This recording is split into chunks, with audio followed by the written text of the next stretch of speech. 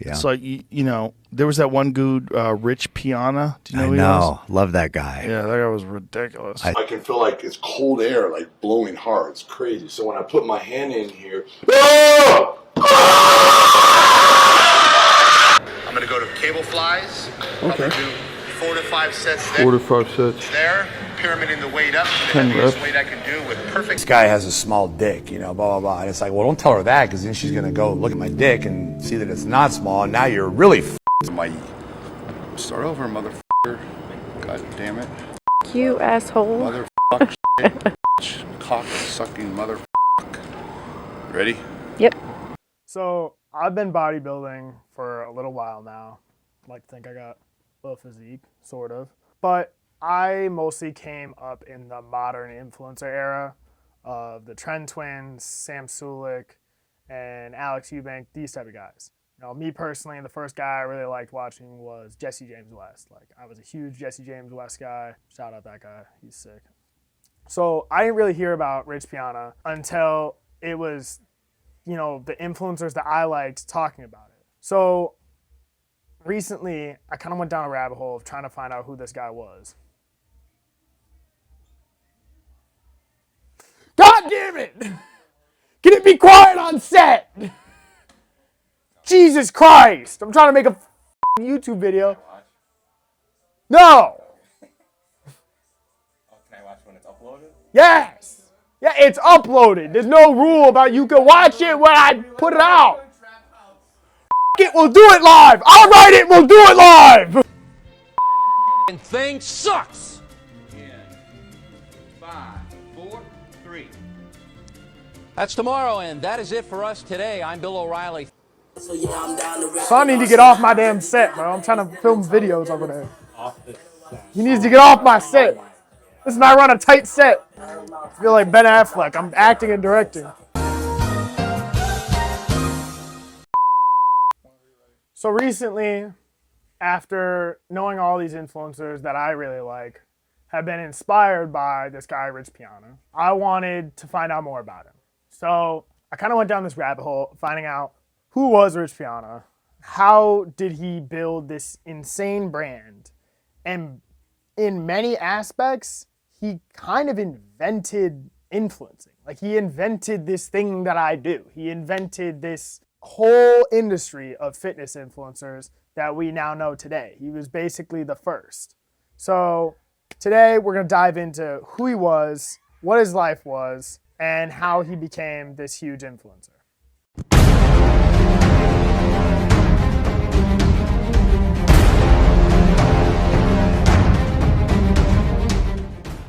So Rich Piana was born in 1971. He was raised by a single mother. His dad lived in LA, his mom lived in Sacramento. He spent most of his time with his mom. And occasionally he would go to LA and he kind of would be with his dad and he would see these crazy bodybuilders at Venice Beach, and he was really inspired by that. And that's what a lot of people focus on. But the most important part of his childhood was his mom. He was very close to his mother. His mom was actually a competitive bodybuilder herself. She was part of a very famous gym in the area, and there was a whole scene. You got to remember, this is California in the 80s and early 90s. So Rich really grew up in essentially the center of the golden era of bodybuilding, and basically most of his childhood, he grew up in the gym. So at a very, very young age, Rich decided to pursue bodybuilding. Like, this was his dream. He grew up around the biggest guys in the state, and he really wanted to be a professional bodybuilder.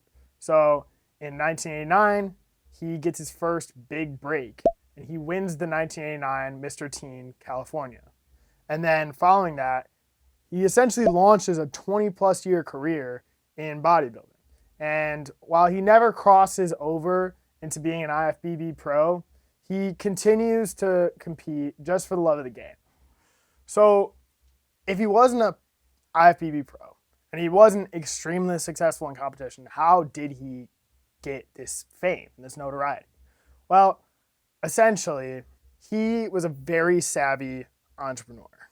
He's actually shockingly way smarter than you would think looking at him.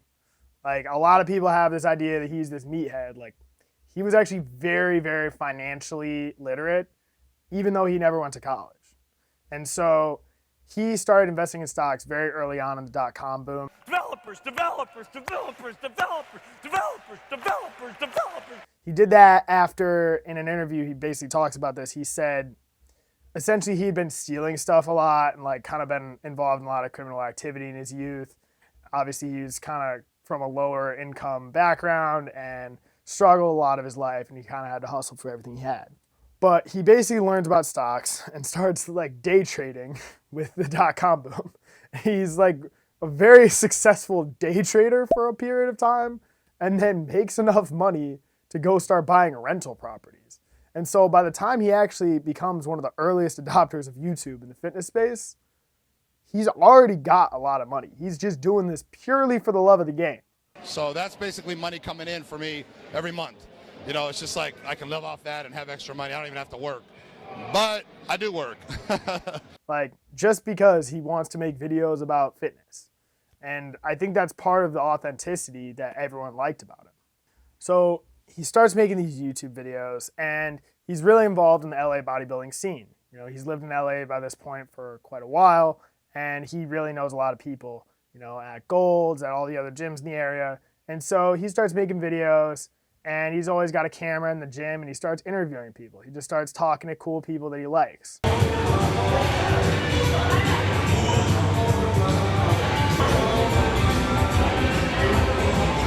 And he started making these really brutally honest videos about steroid use, you know, his struggles with addiction, his struggles with substance abuse, all of this stuff, his struggles in his personal life.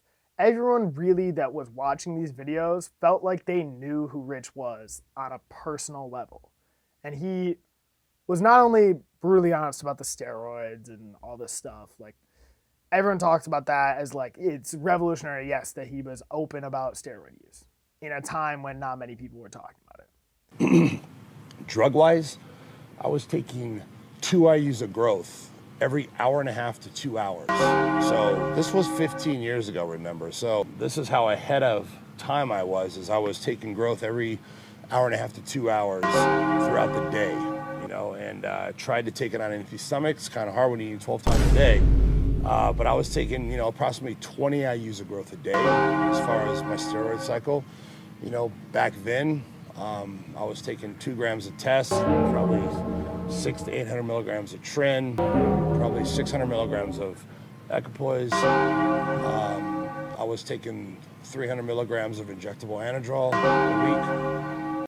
But more important than that, he was open about the amount of effort that goes in to this sport. And he was open about the sacrifices needed in order to get big. In a year, I put on approximately 48 pounds of muscle. And I did everything I could that year, but to cut to the chase here, basically, I was eating 12 solid meals a day. I was eating every hour and a half to 2 hours. Typical meal was 2 chicken breasts, 8 egg whites, and 2 to 3 cups of rice per meal, eating that 12 times a day. I was training twice a day. I was doing cardio twice a day, and when I wasn't training or doing cardio, I was taking a nap. Most of the famous clips of him that are still around are his best advice, which is the more you put in, the more you get out. I cannot stress this enough. The more you put into anything in life, the more you're going to get out. You know, he just stares into the camera and says, oh, Rich, you want to get bigger? You Rich, how do I get bigger? Rich, how do I get bigger? And he's telling people, he's like, you just have to eat more. It's just straight up, just eat more. Like, yes, I sell all these supplements, but just eat more. And he's brutally honest about all these things and how hard it is. Are you eating 8 to 10 meals a day? If you're not willing to do what it takes, at least be willing to fucking admit it. I'm so tired of hearing excuses from people at expos constantly. People come and say, hey, Rich, how can I get bigger? How can I get bigger? Let me think about this for a minute. How about eat more? You know, he made the 8-hour arm workout that we all know. One of my deep dark secrets, a lot of people have probably heard of this, but it's basically an 8-hour arm workout. And it's made up of 16 mini workouts every half an hour throughout the day for 8 hours straight, killing your arms. And yes, it's 8 hours long. And so his brutal honesty about how hard it is to be very successful in the gym and the amount of dedication that it takes is really cool. And he is really one of the first people to not try and sell you, oh, you just have to do this little thing. You have to work out like this, or you do this many sets and you'll get huge. He was honest about it. He was like, yeah, it's just hard work. So he starts to build this following as he's making these brutally honest videos. And he's got this huge, authentic brand, and he's starting to actually gain quite a bit of a following. And at this time, you got to remember, this is the birth of YouTube and the internet. So there was no sponsorships for people that weren't pro bodybuilders. And so he has this following, but he's not really a pro, and so nobody really knows what to do with him. Until around 2012, Mutant reaches out to him. And so Rich becomes basically one of the first guys that's not a pro bodybuilder to actually get a sponsorship. And he makes a series of videos with Mutant that ends up being huge. And obviously, you know, that includes the 8-hour arm workout and other stuff like that. And, you know, those videos have really stood the test of time. Like, they still get views pretty consistently. Rich Piana's 8-hour arm workout is known to add an entire inch to your arms in only one session. If I only had 8 hours left, this is what I'd be doing, an 8-hour arm day. The goal is to add 2 inches to the arms by the end of this. And I'm starting to think now, like, genuinely doing bicep curls for 8 hours, this is kind of fucking crazy. He essentially gains a huge following off of these videos, and so does Mutant. And so he becomes basically the proto fitness influencer. He becomes like really the first. After this, he starts 5% Nutrition, which is his own nutrition supplement brand, and he starts making these 5%, you know, merchandise, and it's all based off of this idea that only 5% of the population has what it takes to be great.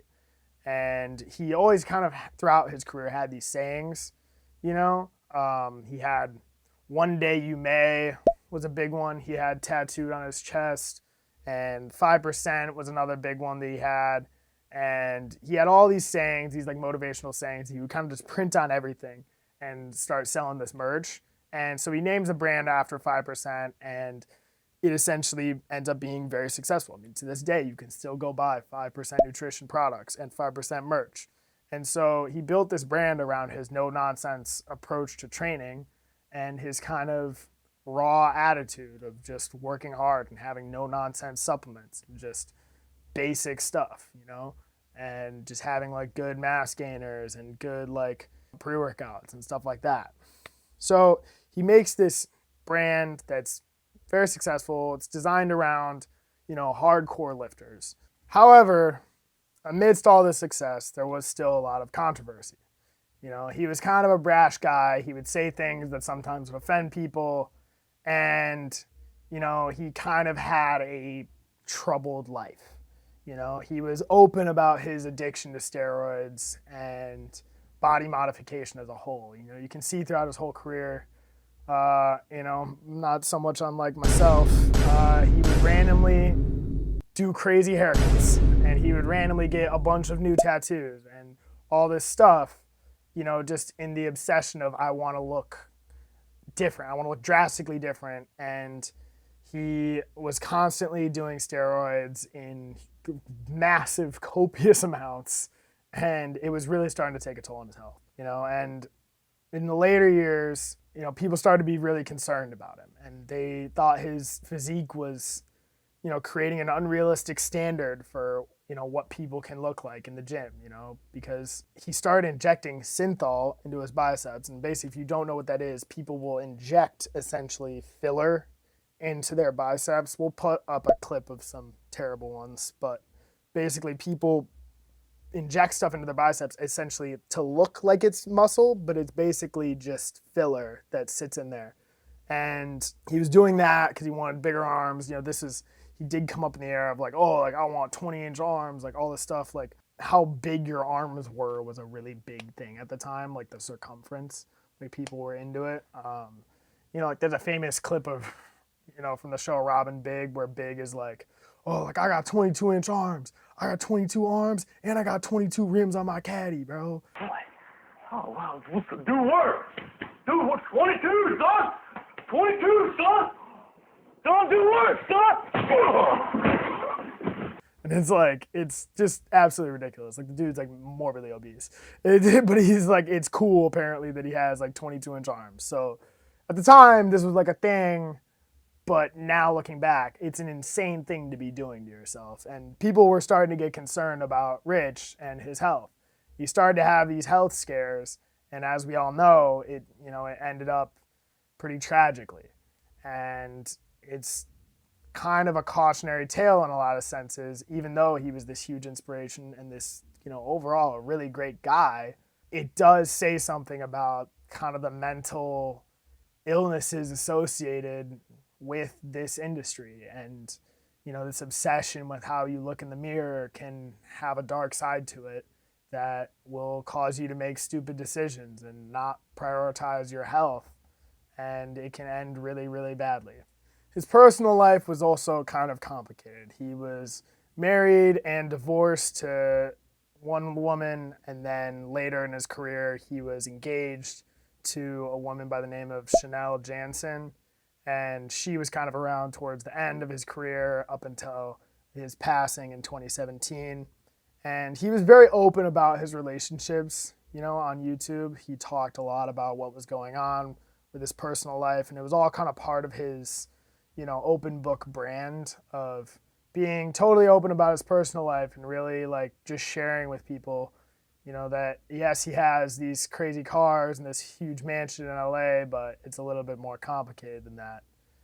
And despite his larger than life image, after his passing, all of the people close to him said that he was, an extremely generous guy, and he would, lend out money to people and give these huge gifts to people constantly. And he was really big on sharing all the things that he had, achieved in his life with people close to him and anyone that was nice to him. And that's a big part about why Rich has this huge legacy, because even going back to his earliest years on YouTube, he was always trying to promote anyone that he thought was cool, anyone that he thought was worth, people knowing about, anyone that he thought could use the publicity, he would put them on. He would go do a lift with them. He would go put them in a video. It's not straight.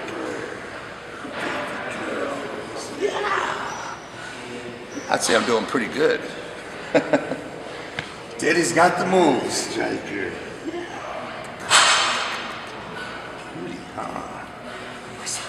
You cheating on me? Michael Hearn, we're about to kill some arms.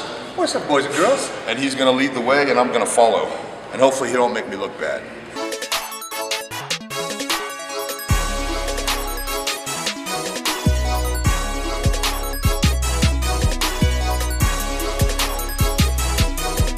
And just when I thought I was big, I pull up with the bigger man. So now I feel like a little kid. I am a little kid. Maybe 12. He had all of these health problems, and it's kind of something that you can't ignore. Because when you talk about Rich, you do have to discuss his passing. And as tragic as it was, it does stand as a bit of a cautionary tale for, among the other people. There's a lot of people like this. Eventually we're going to make a video about Ziz, and we're going to make, some other videos about other people that have had, tragic ends in this industry from, especially mixing recreational drugs with the steroids, which is unfortunately kind of a trend in this industry. It causes a lot of health issues. And his health visibly declined in his final years. I mean, he was fluctuating in weight all over the place. He was in and out of the hospital. And, at one point he was found unresponsive in his home in August of 2017. And he was placed into a medically induced coma. He passed away on August 25th at the age of 46 years old. And it's really tragic.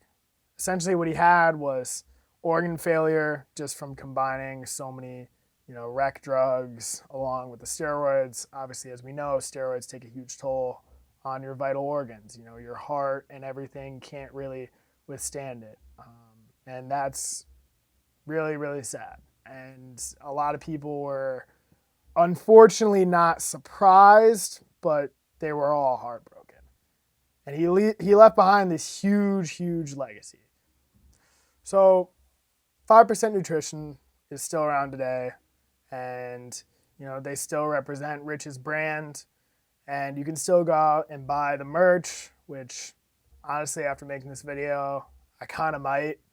I didn't really realize how cool of a guy he was and how important he was to this industry.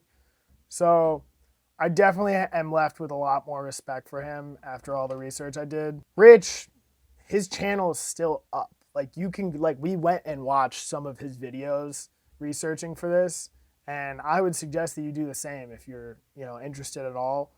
And I think that he's going to continue to influence, future generations of lifters just through all of the people that he's touched, right? So Sam Sulek lives by, his quote, the more you put in, the more you get out.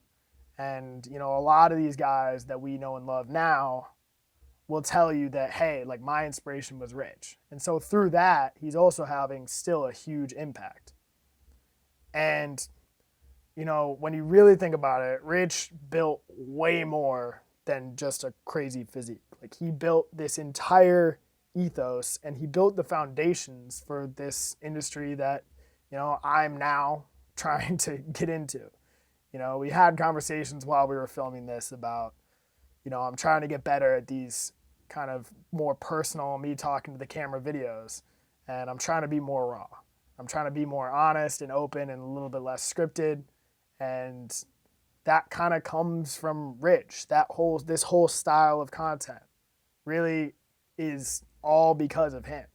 And so I'm really grateful to him for creating this industry, because I love the gym and I love that I have this opportunity to talk about it on the internet. So yeah, I'm just left with being super inspired by him. And yeah, I think he is quite possibly one of the more underrated figures in this industry. I think there's kind of been a resurgence in respect for him, and that's a huge part of why I made this video. But I think that he still deserves way more credit than he's getting now. So guys, if you like this video, make sure you like and subscribe.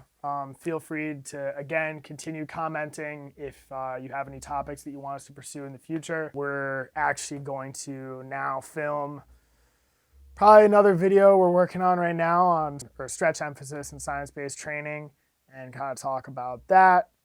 And there should be another video that should be out by now, just us hitting a cool lift in the gym. So we're going to continue doing those, as well as these more informational one-on-one conversational videos.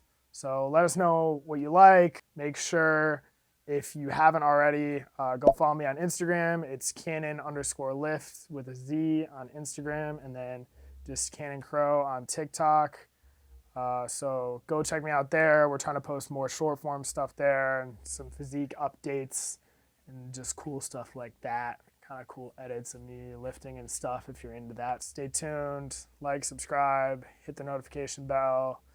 Again, we're trying to get more consistent with the videos, but we're college students, so this is the best we can do. Thanks for watching. Peace.